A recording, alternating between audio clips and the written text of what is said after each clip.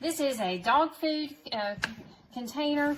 It has a place on the bottom for wheels, but we found that the wheels were very difficult to put on, and finally we don't really need them here in our situation, so we just gave up.